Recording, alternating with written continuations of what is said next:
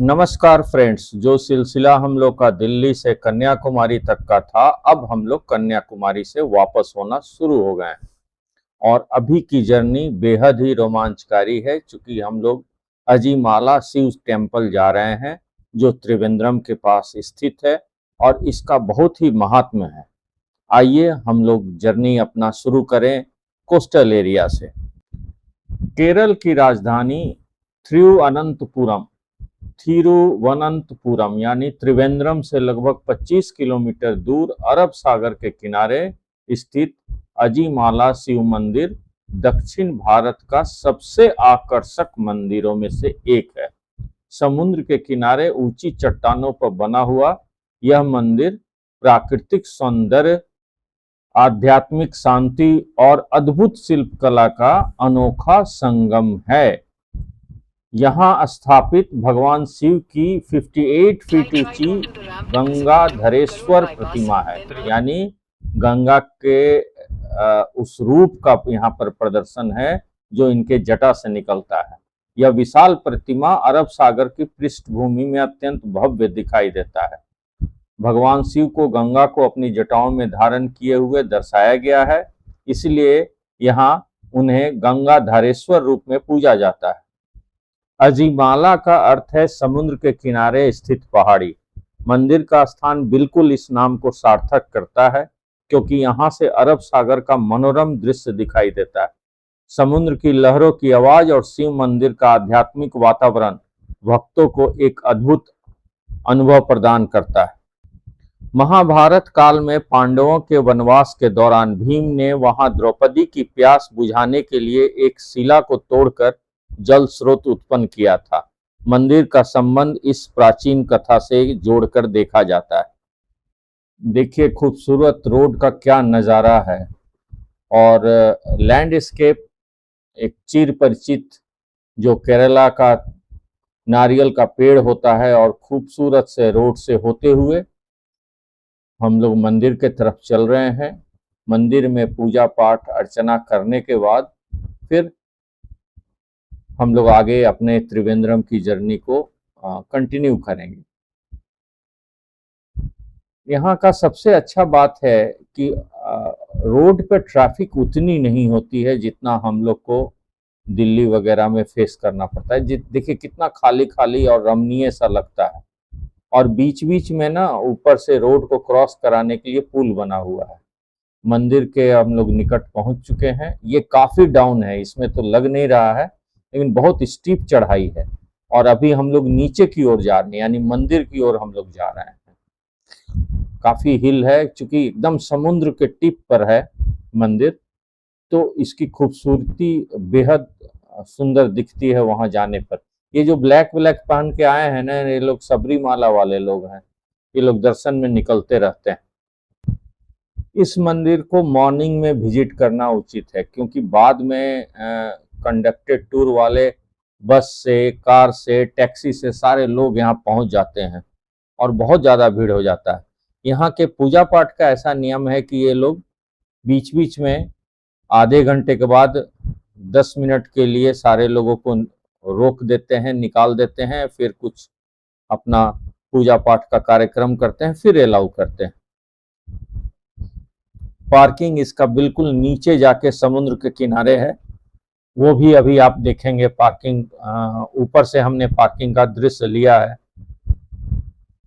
हम लोग मंदिर के टिप पर खड़े हैं और ऊपर से देखिए ये पार्किंग, बिल्कुल ये अजीमाला का बीच है और ये भी काफ़ी शांत सा बीच है और यहाँ भी काफ़ी लोग जाते हैं। अब हम लोग आगे बढ़े, कोवलम बीच होते हुए फिर हम लोग त्रिवेंद्रम मेन टाउन की तरफ चलेंगे। आइए कोवलम बीच का थोड़ा नज़ारा करते हैं। ये भी काफ़ी यहाँ का फेमस बीच है। मलयालम में कोवलम का मतलब है नारियल के वृक्ष का उपवन। In 600 meters, turn left onto Kovalam Road, Goa, Vizinjam Road. पूरा केरला का एरिया नारियल के पेड़ों से भरा हुआ और काफी रमणीय लगता है। In 300 meters, take the ramp to Kazigutam, Karol bypass. अरब सागर के किनारे बसा ये कोवलम बीच बेहद खूबसूरत नज़ारा देता है एकदम। यहाँ पर्यटन के लिए बहुत बेस्ट सारे होम स्टे और होटल्स बने हुए हैं। समुद्र और मनमोहक सूर्यास्त इस जगह को ना बेहद खूबसूरत बनाता है। फोटोग्राफी वगैरह के लिए काफ़ी अच्छा सीन प्रस्तुत यहाँ पर होता है। अब हम लोग बीच के तरफ आ रहे हैं धीरे धीरे। मेन रोड से हम लोग टर्न ले लिए Turn हैं right बीच की toward तरफ। Beach Road, then turn left onto Beach Road.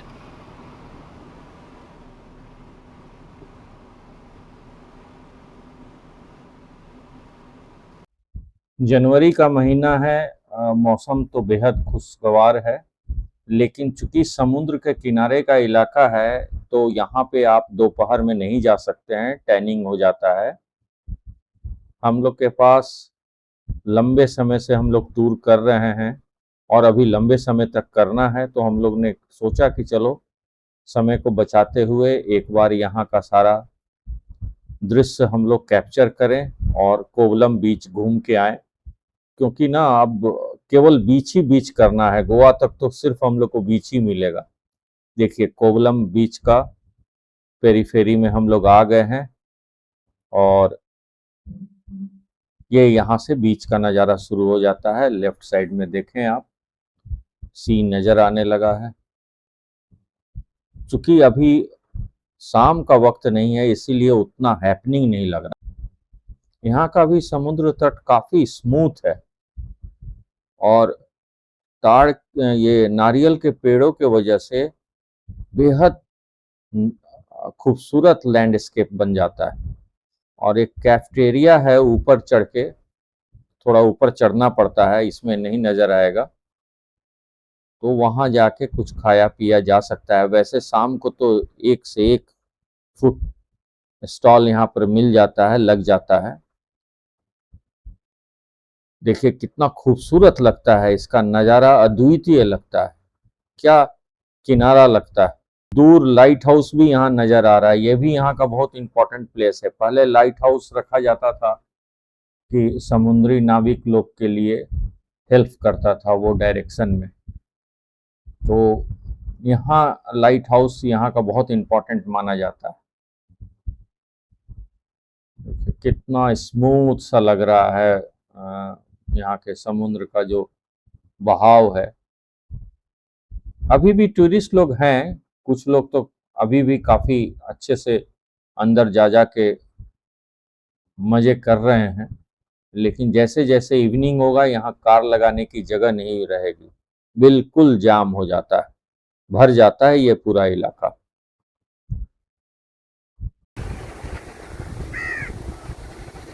ये पूरा यहाँ से वहाँ तक अलग अलग तरीके का पत्थर, अलग अलग सीन। शाम को यहाँ रंगीनियाँ बहुत होती हैं।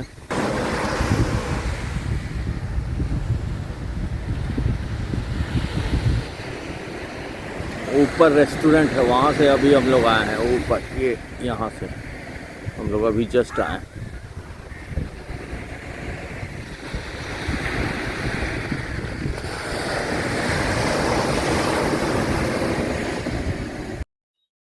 चलिए अब कोवलम बीच से हम लोग त्रिवेंद्रम के अपने होम स्टे में चलें और फिर कोशिश यही रहेगा कि थोड़ा आराम करके इवनिंग में हम लोग एक्सप्लोर करें त्रिवेंद्रम को, और जो वहाँ का फेमस मंदिर है पद्मनाभा स्वामी मंदिर, वहाँ हम लोग चलें। और ये वर्ल्ड का सबसे समृद्ध मंदिर माना जाता है। 2011 में जब इसका बहुत सारा तहखाना खोला गया था तो ये पूरे विश्व में विख्यात हो गया था, क्योंकि इसमें अपरंपार ज्वेल्स वगैरह प्राप्त हुआ था। तो इस मंदिर में भी थोड़ा समय तो लगता ही है विजिट में। देखते हैं आज का अगर मौका लग जाता है तो आज ही हम लोग वहाँ टुवर्ड्स इवनिंग तो हो ही जाएगा। अभी जाएंगे, चेक इन करेंगे होम स्टे में, फिर वहाँ के लिए निकलेंगे हम लोग।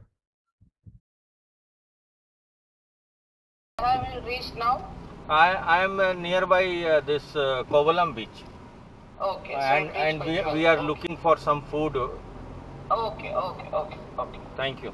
Fine. Yeah. कोवलम बीच से निकलने के समय हम लोग को काफी भूख लग गया था। घूमने में तो भूख लगता ही है।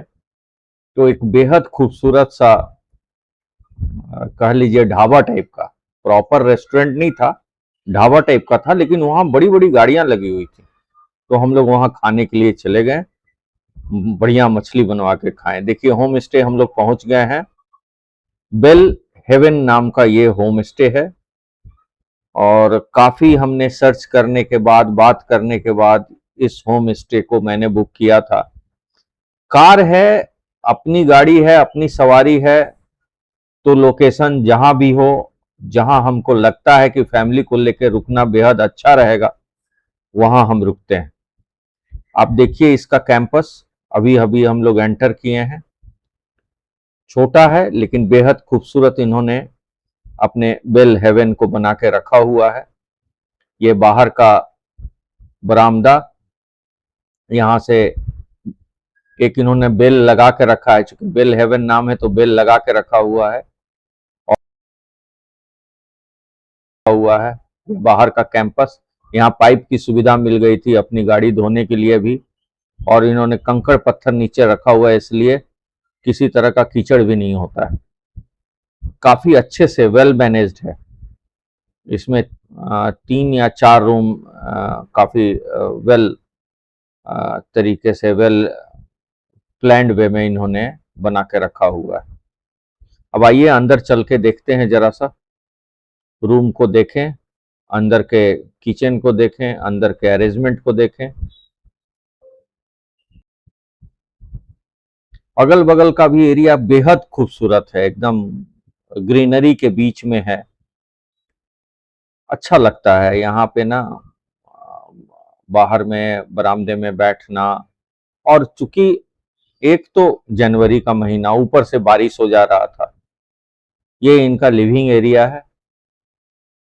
सिस्टमेटिक ढंग से यहाँ एंट्री होती है, अपना आधार कार्ड दिखलाना पड़ता है, वाईफाई की सुविधा मिल जाती है। ये डाइनिंग स्पेस है, डाइनिंग टेबल है। अगर आपको कुछ लग रहा है, आप बनाना है तो आप बना सकते हो, कुछ मंगवाना है तो आप मंगवा सकते हो। प्रॉपर एक घर का एहसास यहाँ होता है। किचन में भी इन्होंने सब कुछ सुविधा दे रखा है। आप अपना आराम से फ्रिज खोलिए, उसमें बोतल का पानी उनी है। ये लोग विश्वास पर कर चलते हैं, आप जितना भी पानी इस्तेमाल करें, जो भी इस्तेमाल करें, उसका पेमेंट कर दें। लगभग 1600 का इनका टैरिफ होता है पर डे का। और जो लेडी इनको चलाती हैं वो बहुत ही बहुत ही अच्छे तरीके से बात विचार करती हैं। ये रूम हम लोग को मिला था, 1 नंबर रूम।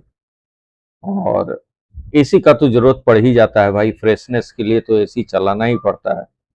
समुद्र के किनारे का जगह है तो एसी तो चलाना ही पड़ता है। और कभी कभार सवेरे गीजर भी चलाना पड़ता है, यानी दोनों चीज होना चाहिए, गीजर भी होना चाहिए और एसी भी होना चाहिए। तो ये स्टे हम लोग का काफी कंफर्टेबल रहा और काफी आत्मीयता से भरा रहा। जो लेडी थी वो कोई भी चीज में फोन पर तुरंत जवाब देती थी और अच्छे से मैनेज करती थी। चलिए हम लोग का टाइम हो गया है, अब पद्मनाभ स्वामी टेम्पल हम लोग, अभी टाइम है इवनिंग में, धीरे धीरे गाड़ी बैक करके निकाल रहे हैं। और जो रास्ता है यहाँ से गूगल आंटी के सहारे से हम लोग जाएंगे। मंदिर का कोई भी डिटेल हमको पता नहीं है, कहाँ गाड़ी लगाना है, क्या करना है। अगर कोई कॉमर्शियल व्हीकल से जाते हैं या किसी टैक्सी वगैरह से जाते तो हमें चिंता नहीं था। अपनी गाड़ी से जाने पर हमेशा कार को कहाँ लगाना है, पार्क कहाँ करना है, और वहां से कितना दूर चल के जाना है, ये सब चीज पता करना पड़ता है। तो कुछ हमने इंक्वायरी किया था और गूगल आंटी के सहारे अब हम लोग निकल पड़े हैं। मेन रोड पर लेफ्ट होके हम लोग मेन रोड पर आ जाएंगे। त्रिवेंद्रम के इंटीरियर शहर का रोड आप लोग एक बार देख लीजिए, नज़ारा देख लीजिए। साफ सुथरा इलाका, वही नारियल के पेड़ लगेगा आपको कभी कभी कि हम गोवा में हैं।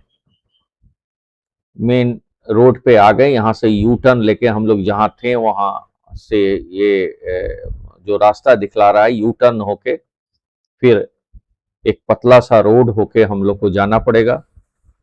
दो तरह का पार्किंग होता है, एक पेड पार्किंग होता है और एक दूर पे कोई खाली जगह में लोग लगा के आते हैं, लेकिन बहुत चलना पड़ता है। तो हम लोग ने पेड पार्किंग का सहारा लिया था। अभी कुछ देर में हम लोग पार्किंग में पहुंचेंगे।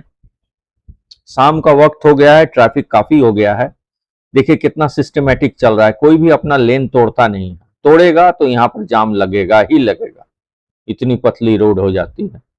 पद्मनाभा स्वामी मंदिर के आसपास ये पार्किंग में आ गए हम लोग। यहाँ पर हमें काफी देर रुकना पड़ा क्योंकि जब तक गाड़ियां अंदर से निकली नहीं, हमें कम से कम 2 से 3 मिनट वेट करना पड़ा। ये प्राइवेट पार्किंग है, कोई गवर्नमेंट द्वारा नहीं है, लेकिन प्राइवेट होने की वजह से ये लोग अच्छे तरीके से मैनेज करते हैं। और यहाँ से लगभग 200 मीटर के दूरी पर ये साउथ गेट है, बेहद ही खूबसूरत। साउथ गेट से लोग बताए थे कि साउथ गेट से ही आप एंटर कीजिएगा तो कंपैरेटिवली आपको कम भीड़ मिलेगा।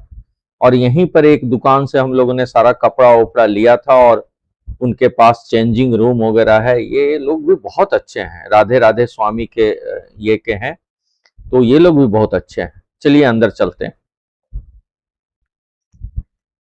लेडीज एंड जेंट्स का यही जो ड्रेस है ये पहनना पड़ता है।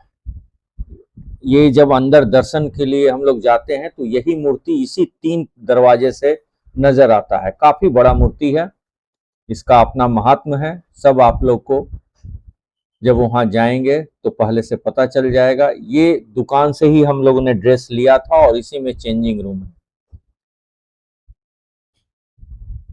तो आप लोग जब भी जाएं तो हो सकता है कि इस दुकान में ही आप लोग साउथ गेट से जाएंगे तो सबसे बेहतरीन ये दुकान आपको मिलेगा। देखिए यहाँ इन्होंने सिंबॉलिक लगा रखा है, जेंट्स का ये ड्रेस होना चाहिए और लेडीज ऊपर से कुछ भी डाल सकती हैं। और इनका वो दाम भी लिखा हुआ है, 50 रुपीज पर पीस करके ये लोग लेते हैं। और आप इनके यहाँ बिंदास मोबाइल से लेके बेल्ट वगैरह सारा कुछ जो भी आपका कॉस्टली सामान है आप इनके यहाँ रख दीजिए, ये उसको अपने चेस्ट में रख देंगे और कोई घबराने की बात नहीं है। जब आप आएंगे तो आपको फिर सारा सामान वैसे के वैसे मिल जाएगा। तो हम लोग ने यहाँ सब कुछ अपना रख दिया था, क्योंकि बाहर जाने पर मोबाइल को लेके वैलेट को लेके बहुत डर लगा रहता है। लेकिन देखिए यहाँ लिखा हुआ है टेम्पल धोती 50 रुपीज। तो और राधे स्वामी राधे राधे वाले सेक्ट से हैं, इसीलिए ये लोग तो बहुत ही अच्छे होते हैं। इनके यहाँ सवेनियर भी है, तरह तरह का चीज रखा हुआ है। इनसे बात विचार करके भी बहुत अच्छा लगा। हम लोग दर्शन में कम से कम 1.5-2 घंटे लग गए, हालांकि हम लोग का दर्शन जल्दी हो गया। यही लेडी हैं, नमस्ते कर रही हैं। इसके बाद हम लोग को बहुत भूख लगा था, तो पता चला कि अन्नपूर्णा होटल में आप लोग जाके खाना खाइए। थोड़ा चलना पड़ा, पार्किंग से थोड़ा दूर था, लेकिन हम लोग जो बेस्ट जगह था अन्नपूर्णा, उसमें जाके हम लोगों ने रात का डिनर लिया। और वाकई में एकदम चालू रेस्टोरेंट था। यहाँ इतनी भीड़ लगी रहती है कि लोग दर्शन करने के बाद जो जानकार हैं इसी में आके खाते हैं, तो इनका सारा चीज बिल्कुल फ्रेश रहता है। अब यहाँ से हम लोग आगे वर्कला चलेंगे।